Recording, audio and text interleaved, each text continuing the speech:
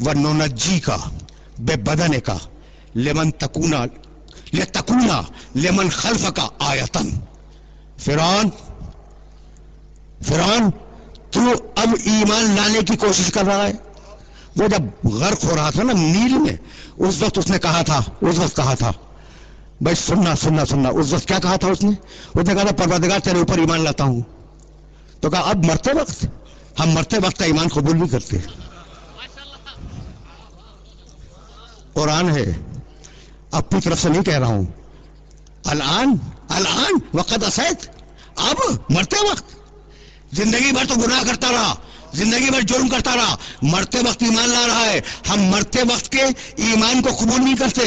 भाई जब ये कुरान की आयत है तो मरते वक्त का ईमान अल्लाह कबूल नहीं करता। तो ये आयत तुम्हारे मोहम्मद पर नाज़िल हुई थी, फिर वो मरते वक्त अबू तालिब से कलमा क्यों पढ़वा रहे थे?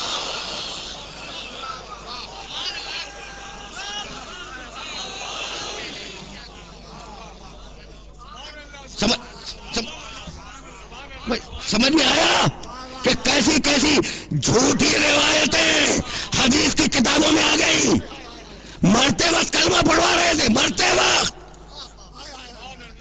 जबकि उसी नबी ने अपनी लाई हुई किताब में यह जुमला बयान किया उम्मत के सामने कि मरते वक्त का ईमान कबूल नहीं होगा। तो हम पर रसूल का एहतराम वाजिब है, मुआफ कर देना, रावियों का एहतराम वाजिब नहीं है।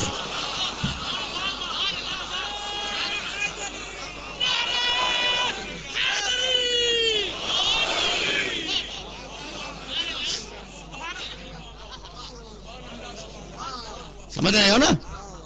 देखो अब तो वक्त में गुंजाइश नहीं रही, बहुत थोड़ा सा वक्त रह गया है और कहीं आज तुम्हें लेके जाना चाह रहा हूं मैं। अच्छा, अल यौम नुनज्जीका बेबदनिक लितकूना लिमन खल्फका आयतन।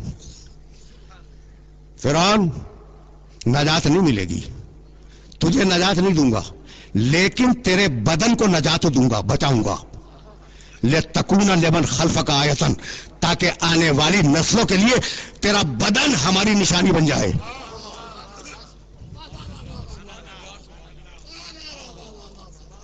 क्या कमाल है कुरान मजीद का। कब कहा था? अच्छा भाई सुनो, फिरौन तो दरिया नील में गर्क हो गया, खुदा मालूम बह के कहां गया, ठीक है ना? और कुरान का दावा था कि अल यौमा नुनज्जीका बेबदनिक, हम तुम्हारे बदन को महफूज रखेंगे। जाओ काहिरा के म्यूजियम में देखो फिरौन का बदन महफूज है या नहीं। यह है कुरान मजीद का मौजूदा।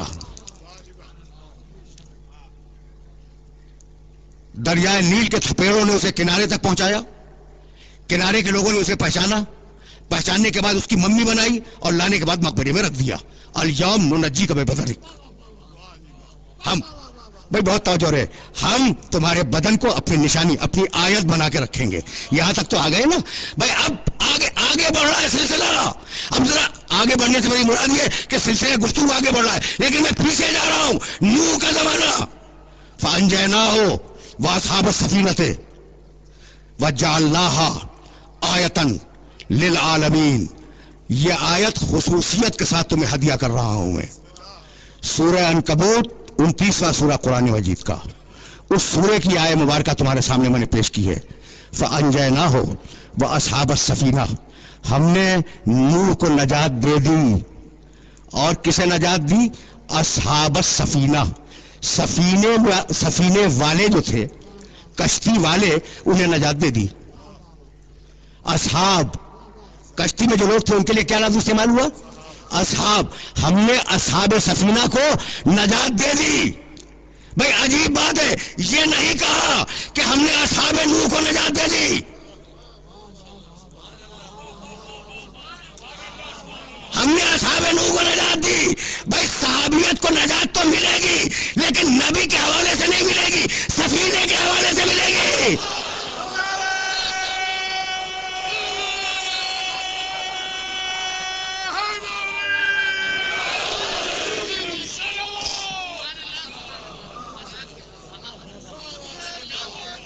समझ रहे हो?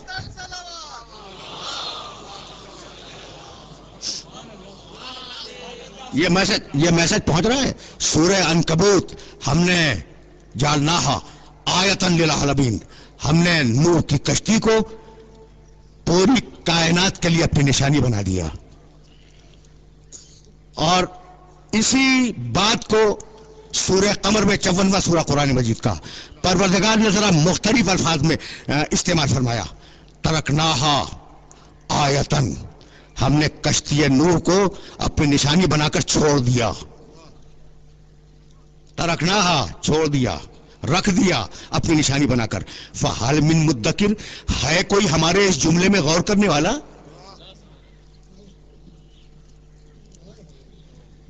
सुन लिया तुमने ये जुमला?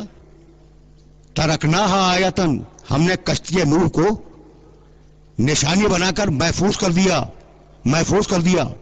है कोई हमारे इस जुमले में गौर करने वाला? आज से ठीक 50 साल पहले रूस की आसार कदीमा की एक टीम, मैं वाकयात बयान नहीं किया करता, लेकिन अब ये वाकया दरमियान में आ गया है तो ये जुमले सुन लो और मुझे इजाजत दे दो। एक टीम कोहे काफ के पहाड़ी के दामन में सर्वे कर रही थी। सर्वे करते करते, देखो अभी तुम्हारे सामने हवाले पेश करूंगा। सर्वे करते करते उन्हें जमीन के नीचे से बड़ी बड़ी लकड़ियों के तख्ते मिले, बड़े। वो उन्हें उठाकर लाए और उन पर रिसर्च शुरू की। तो रिसर्च में फैसला यह हुआ कि ये तख्ते उस कश्ती के हैं जो नूह ने बनाई थी। यहां तक मेरे साथ आ गए? ये तख्ते यानी तरसे हुए तख्ते, बड़े बड़े एक साइज के, जमीन के नीचे से दफन निकले। जब निकले तो उन्होंने रिसर्च की, और ये तरीका है आसार कदीमा में कि ये मालूम करो कि इसका सन क्या था, इसकी तारीख क्या थी। तो उन्होंने जब तारीख मिलाई तो मालूम ये हुआ कि ये नूह के जमाने की है, और ये लकड़ी नूह के जमाने की है, और ये तख्ते नूह की कश्ती के हैं। 2 साल गुजर गए। 2 साल गुजरने के बाद फिर उसी इलाके में एक टीम गई मजीद तहकीक के लिए। उन्होंने जब खुदाई की तो उस खुदाई के असर में नीचे से, जमीन के नीचे से एक बड़ा तख्ता मिला। वो तख्ता पंजे की शक्ल का था। जाओ देखो, ये जुमले कह रहा हूं ना मैं, इन जुमलों का हवाला दूंगा। वो तख्ता पंजे की शक्ल का था और उस पर कुछ इबारतें लिखी हुई थी। वो लाया गया मॉस्को में, 50 साल पुरानी बात कर रहा हूं, और आज सन 1426 हिजरी के मुहर्रम की 8वीं तारीख है, ठीक है ना? आज भी वो तख्ता मॉस्को के म्यूजियम में मौजूद है। आज सुन रहे हो? आराम से सुन रहे हो ना? हमने नूह की कश्ती को अपनी निशानी बनाकर छोड़ दिया, बाकी रख दिया। फहल मिन मुद्दकिर, है कोई गौर करने वाला? तो भाई अब तुम गौर करो या मैं गौर करूं, गौर तो करना है। तो वो तख्ता लाए, लाने के बाद उसे म्यूजियम में रखा। 7 आदमियों की टीम मुअय्यन हुई। 7 आदमी उस पर रिसर्च करने बैठे कि ये लिखा हुआ क्या है। इसे नामालूम जबान में लिखा हुआ था, कुछ पता नहीं कि यह है क्या। बहुत जहमत नहीं है, लेकिन जहां ले आया हूं ये डॉक्यूमेंटेशन कर रहा हूं, मैं दस्तावेज बना रहा हूं। इस दस्तावेज को अपने ज़हन में रखना। उन 7 आदमियों में 3 थे पुरानी कदीम जमानों के मुहक्किक, 2 थे महकमे आसार कदीमा रूस, उसके डायरेक्टर जनरल। कितने हो गए? 5। 2 बैरून रूस, दूसरे मुल्कों से रिसर्च स्कॉलर्स बुलवाए गए, और ये लोग बैठने के बाद 8 महीने उन्होंने तहकीक की कि ये तख्ता क्या है और इस पर लिखा हुआ क्या है। तो उन्होंने अपनी रिपोर्ट लिखी। उस रिपोर्ट में लिखा कि यह तख्ता उसी कश्ती का है जिसके तख्ते पहले मिल चुके हैं, और इस पर जो तहरीर है वो तहरीर सामी जबान में है। ये वो जबान थी जो जनाब नूह के जमाने में बोली जाती थी, और उसके बाद उन्होंने उसका तर्जुमा रूसी जबान में शाया किया। रूसी जबान में तर्जुमा शाया हुआ। उसके फौरन बाद मैनचेस्टर यूनिवर्सिटी के एक professor mister max, MAX, mister max, उन्होंने उसे पढ़ा, और पढ़ने के बाद अंग्रेजी में तर्जुमा किया। अंग्रेजी के तर्जुमे के बाद सारी दुनिया की जबानों में वो नशर हो गया कि नूह की तख्ती पे लिखा हुआ क्या था। ठीक है ना? सारी दुनिया में नशर हो गया। जब सारी दुनिया में नशर हो गया तो 20 मार्च सन 1953 के अखबार अल हुदा में یہ قاہرہ کا ڈیلی پیپر ہے، نیوز پیپر، اس میں اس کا ترجمہ انگریزی سے چھاپا گیا، وہ ترجمہ تمہیں ہدیہ کرنا چاہ رہا ہوں۔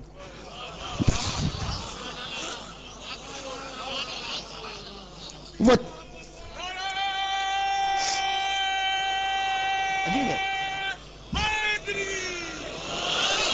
اب ترجمہ یاد رکھو گے نا؟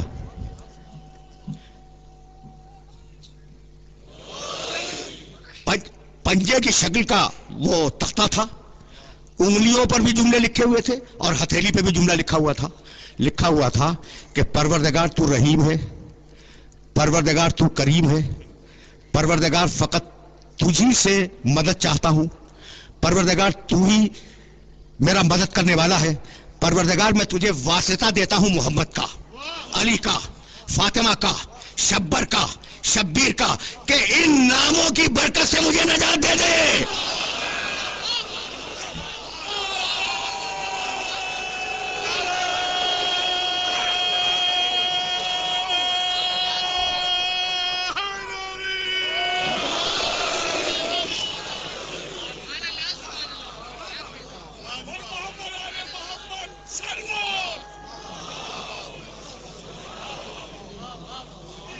جا دیکھو، یہ ڈاکومنٹیشن میں نے اسی لیے کیا تھا کہ تم تک یہ میسج آج پہنچ جائے۔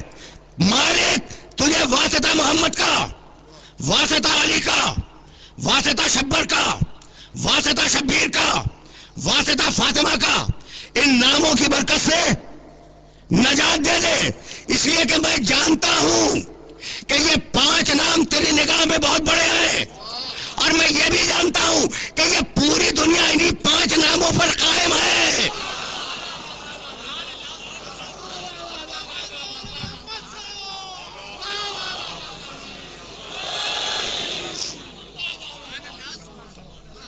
بس سن رہے ہو؟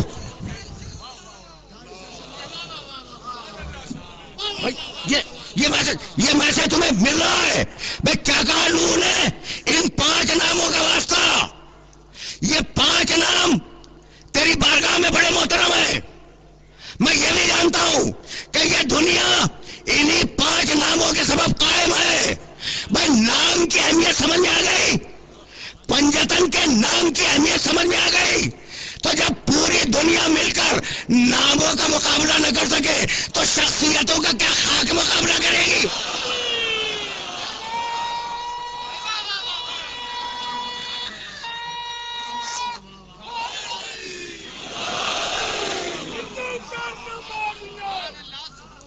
ہندو کر نہ مانیا، میں مسلمان بھی ہوں، پنجتن کا پتلا گرو نانک میرا نام، دونوں ہاتھ بلند کر کے نعرہ حیدری۔ میاں ٹھیک ہے، اب دیکھو بیچ میں درمیان میں کرام تو آ گیا، ایک مجلس تو ہو گئی چھوٹی سی کہ حضرت گرو نانک نے بھی، لیکن گرو نانک کی حیثیت کیا ہے نوح کے مقابلے میں؟ نوح کی بات کر رہا ہوں، نوح کی، جانتے ہو نوح کو؟ سلام علی نوح فی العالمین، قرآن نے کہا سلام و نوح پر پورے عالمین میں، اور سلام و نوح پر پورے عالمین میں کتنا بڑا رسول ہے، کتنا بڑا رسول ہے۔ اور وہ کہتا ہے تجھے واسطہ محمد کے نام کا، علی کے نام کا، فاطمہ کے نام کا، حسن کے نام کا، حسین کے نام کا واسطہ ہمیں بچا لے، اس لیے کہ ہم جانتے ہیں کہ یہ نام تیرے نزدیک بہت قابل احترام ہے اور یہ کائنات انہی ناموں پر قائم ہے۔ تمہیں بڑی خوشی ہوئی نا، تمہیں بڑی خوشی ہوئی، لیکن مجھے جملہ کہنے کی اجازت دے دو۔ جب میں نے کتابوں میں، سینکڑوں کتابوں میں یہ حوالہ آیا ہے جو آج میں نے تمہارے سامنے نقل کیا، سینکڑوں کتابوں میں، سینکڑوں رسالوں کے اندر یہ حوالہ آیا ہے، لیکن جب میں نے اس واقعے کو پڑھا تو مجھے کوئی تعجب نہیں ہوا کہ نوح علیہ السلام نے پنجتن کا نام کشتی میں لکھ کے رکھا تھا، اس لیے کہ پنجتن کا نام میراث آدم ہے۔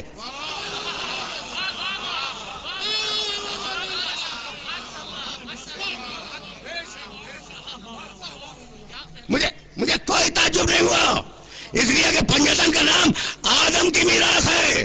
کیا بھول جاؤ گے کہ جب اللہ نے بھائی دیکھو اب حوالے دوں گا تو بہت وقت درکار ہوگا، سنتے جاؤ سنتے جاؤ، اور یہ جملے ذہن میں محفوظ رکھتے جائیں. سارے حوالوں کی ذمہ داری قبول کرتا ہوں. اللہ نے جب آدم کا نکاح ہوا سے پڑھا تو کہا آدم ایک مہر معین ہے. کہا پروردگار مہر کیا؟ کہا کہ زوجہ کے پاس جانے کے لیے ہم نے ایک شرط رکھی ہے، اس کا نام ہے مہر. تو کہا پروردگار بتلا دے کہ وہ مہر کیا ہے. کہا کہ تم پنجتن پر درود بھیجو.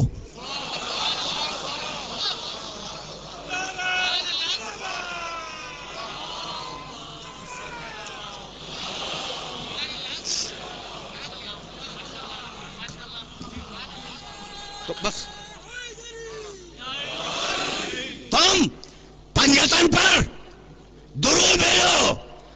ملا معین کاشفی معارج النبوت حوالہ بھی ذہن میں رکھنا.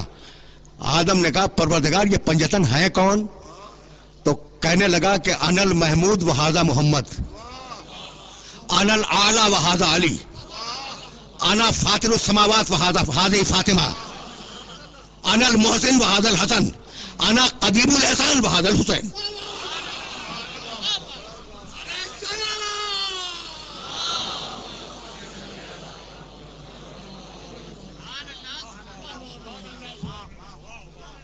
بھئی یہ حوالے یاد رکھو گے نا.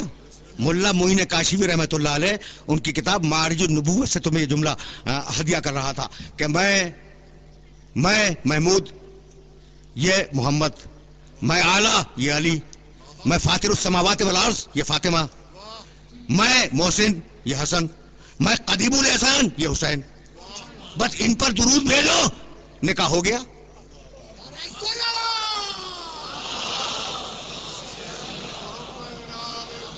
یعنی عجیب بات ہے کہ پنجتن پر درود بھیجنے پر نکاح جائز ہوا.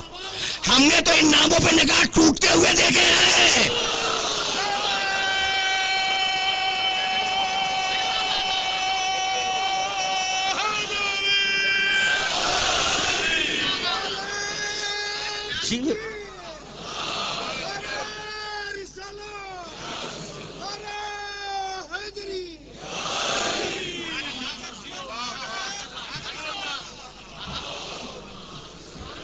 ہے نا. گفتگو اب آگے نہیں جائے گی، لیکن جملہ تو مجھے کہنا ہے. اچھا تو اب ملا معین کاشفی کی کتاب کا حوالہ ذہن میں رکھو گے، ٹھیک ہے نا. اب دوسری کتاب کا بھی حوالہ سنتے جاؤ. علامہ جلال الدین سیوطی رحمۃ اللہ علیہ ان کی مشہور و معروف تفسیر کی کتاب در منصور. در منصور میں فتاب علیہ کی آیت کے ذیل میں انہوں نے لکھا کہ جبریل آئے اور آنے کے بعد کہنے لگے کہ آدم چاہتے ہو نا کہ تمہاری خطا بخشی جائے؟ کہا کہ ہاں جبریل، کون نہیں چاہے گا. کہا کہ اچھا اللہ نے کچھ اسما تعلیم دیے ہیں، بھائی سننا، کچھ نام بتلائے ہیں، ان ناموں کے وسیلے سے دعا مانگو تمہاری خطا بخشی جائے گی. کہا بتلاؤ. تو جبریل نے وہ اسما تعلیم کیے. علامہ جلال الدین سیوطی تفسیر کا نام در منصور. حوالے کی ذمہ داری میں قبول نہیں کر رہا ہوں. اللہم، اب جبریل کہتے جا رہے ہیں، آدم علیہ السلام پڑھتے جا رہے ہیں، اللہم بحق محمد وعلی وفاطمہ والحسن والحسین تب علی انک انت التواب الرحیم. پروردگار تجھے واسطہ، بھائی توجہ رہے، پروردگار تجھے واسطہ محمد کا، تجھے واسطہ علی کا، تجھے واسطہ فاطمہ زہرا کا، تجھے واسطہ حسن کا، تجھے واسطہ حسین کا، میری توبہ کو قبول فرما. تو ہی توبہ کو قبول فرمانے والا ہے. آدم نے دعا مانگی، توبہ قبول ہوئی. کس کے ذریعے قبول ہوئی؟ پنجتن کے وسیلے سے. یہی ہے نا، آدم تاریخ آدمیت کا پہلا انسان ہے، اور اس نے سبق دے دیا کہ اگر کبھی دعا مانگنی ہو تو وسیلے کو نہ بھول جانا. آدم میرا بھی باپ ہے، آدم تمہارا بھی باپ ہے. بھائی جملے کو ذہن میں محفوظ رکھنا. آدم دنیا کا کون سا ایسا انسان ہے جو کہہ دے کہ میں آدم کی ولادیت میں نہیں ہوں؟ ولادیت خدا کی قسم مشکوک ہو جائے گی. خدا کی قسم ولادیت مشکوک ہو جائے گی. آدم تمہارا باپ، آدم میرا باپ، آدم جو گزر گئے انسان ان سب کا باپ. جتنے آئیں گے آدمی ان سب کا باپ کون؟ آدم.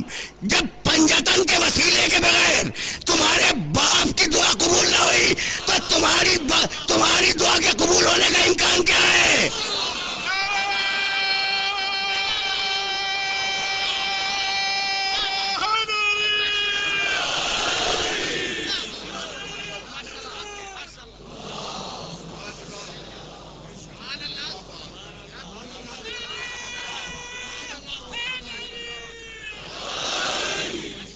یعنی میں جملہ بدل دوں تاکہ نوجوان دوستوں تک میسج زیادہ ڈائریکٹ ہو جائے.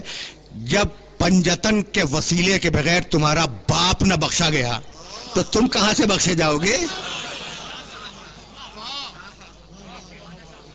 دامن وقت میں گنجائش ہوتی تو یہ سلسلہ فکر طویل ہو جاتا، لیکن بات کو روک رہا ہوں.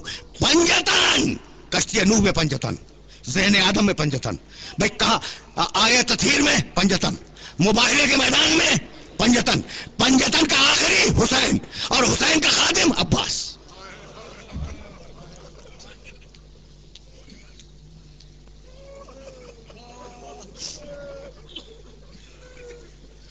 علی کا بیٹا عباس، ام البنین کا لال عباس، حسین کا قوت بازو عباس، زینب کی ڈھارس عباس، اہل حرم کے خیموں کا محافظ عباس.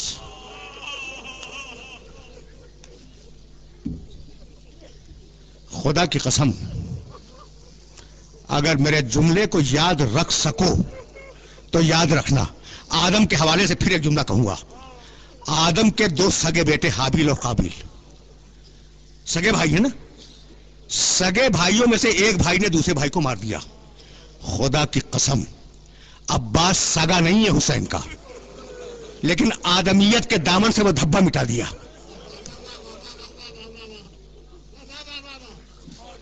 سمجھ گئے عباس کو؟ عباس سمجھ میں آ گیا. اچھا، ام البنین کا بیٹا ہے.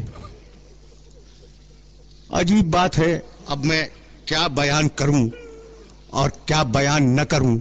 عقیل سے علی نے یہی کہا تھا کہ میرے لیے ایک بہادر خاندان سے ایک بہادر خاتون کا انتخاب کرو، لِتَلِدَ لِی غُلَامًا فارسا، تاکہ اس کے بطن مطہر سے میرے لیے ایک بہادر بیٹا پیدا ہو جو کربلا میں حسین کے کام آئے. دیکھو ابھی عباس کی ماں کا تعارف دو جملوں میں کرا دوں. عقیل نے ام البنین کو منتخب کیا تو ام البنین کے علم میں تھی نا یہ بات کہ میں وہ ہوں جس کی تمنا شوہر کے دل میں ہے. کتنا غرور ہونا چاہیے تھا، کتنا ناز ہونا چاہیے تھا کہ میں شوہر کی ایسی چہیتی کہ شوہر نے مجھے منتخب کیا اور مجھ سے عقد کیا. بھائی ہوتا ہے نا، یہ تو عورت کا مزاج ہے. لیکن بی بی جب صحن علی میں داخل ہوئی تو بے اختیار سجدہ کیا. عورتوں نے پوچھا ام البنین یہ کیا کر رہی ہو؟ کہا میں کیا بتلاؤں میں کیا تھی اور اس ڈیوڑی نے مجھے کیا بنا دیا.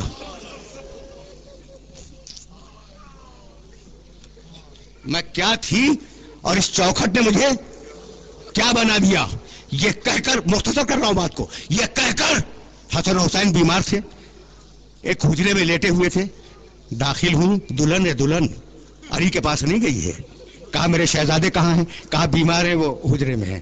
آئی، ایک ہاتھ اس شہزادی نے حسن کے پاؤں پہ رکھا، دوسرا ہاتھ حسین کے پاؤں پہ رکھا اور کہا شہزادو ماں بن کے نہیں آئی، کنیز بن کے آئی.